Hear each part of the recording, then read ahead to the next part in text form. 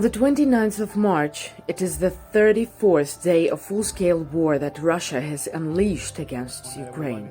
On the day of the start of the next round of negotiations between Ukraine and Russia, where Ukraine's primary demand is an immediate ceasefire by the aggressor country, in the morning the occupiers launched a missile attack in Mykolaiv. This time they hit the building of the regional state administration when there were many people in the building. Brazenly, waiting for people to go to work in the morning, the Russians got into the building of the regional council. The central section of the building was destroyed from the 1st to the 9th floor. У меня девочка погибла на моем этаже. Что я могу сказать? Вы что, шутите? Я ее обняла и прошла 2 минуты, разминулась. Most people survived, but an airstrike by a cruise missile killed at least 12 people and 34 were injured. Rescuers continued to clear the rubble during the night, while the invaders continued shelling Mykolaiv. The Russian military shelled the Rivne region again. Again it was a missile attack on the oil depot. During the whole day the rescuers were fighting the fire. There were no victims. Radiation and chemical conditions are in the normal limits. This is the second oil depot in the Rivne region destroyed in the last few days. On March the 26th, the occupiers completely destroyed an oil depot in the town of Dubno. Russia also continues to destroy civilian infrastructure. As a result of a missile strike in Zhytomyr region, the building of a local company was completely burned down. Not far from Kyiv, a warehouse was destroyed. The fire covered an area of 20,000 square meters. And in Chernihiv, which defends Kyiv from the north, a shell landed directly on a children's playground. 40 ракет. Кожного дня саме стільки різних, але однаково смертоносних ракет російські війська застосовують проти нашої держави, проти України. Це середній рівень на добу – 40. Більше 1370 ракет застосовано вже за трохи більше ніж місяць повномасштабного вторгнення Росії на нашу землю. The occupiers are conducting raids in villages near temporarily occupied Kherson. Locals say that Russian soldiers are checking documents, inspecting buildings, and looking for hunters and weapons. In some yards, where there are no owners, the invaders break down the gates and take away cars. Severodonetsk in eastern Ukraine was left without electricity and water. On March the 29th, the Russians damaged a power transmission line connecting cities in the Luhansk region. As a result, Severodonetsk is completely without electricity, pumping stations do not work, and there is no centralized water supply. Specialists are trying to fix the electricity supply, but repair works, in addition to shelling, are complicated by the fact that the city does not have the necessary equipment. The day before, during overnight shelling, the Russians destroyed 5 of the special vehicles at once.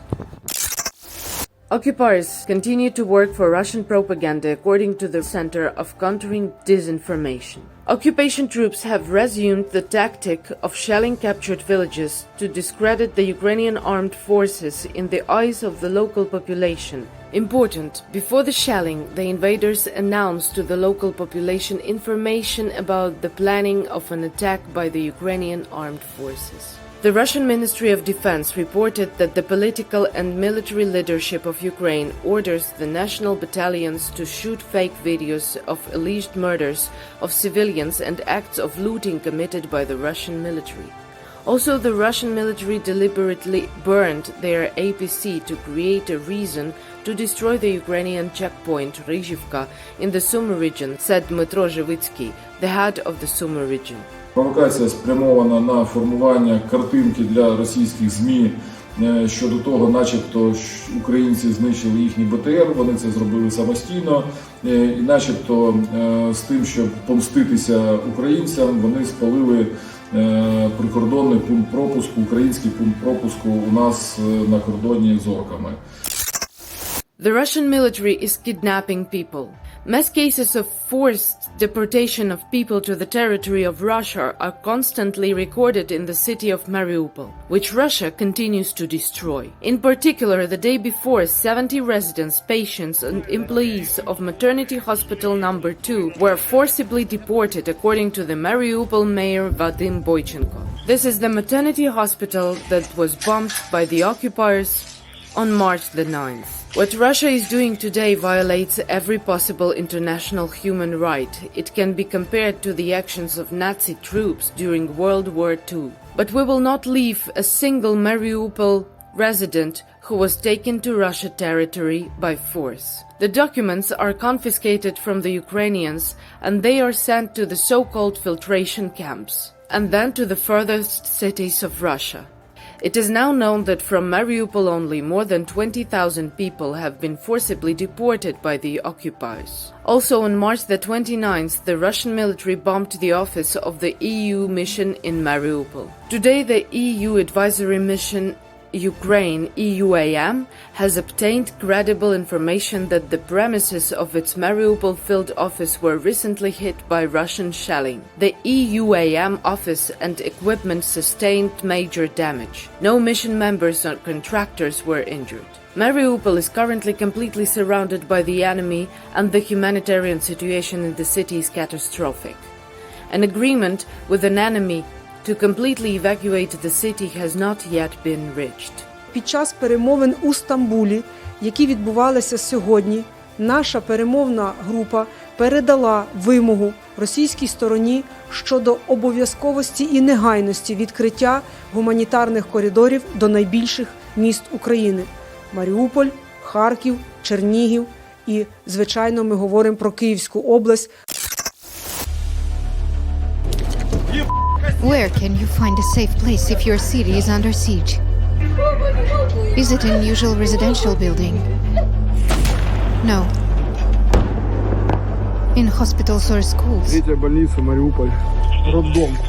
No. In a theater, the heart of your city.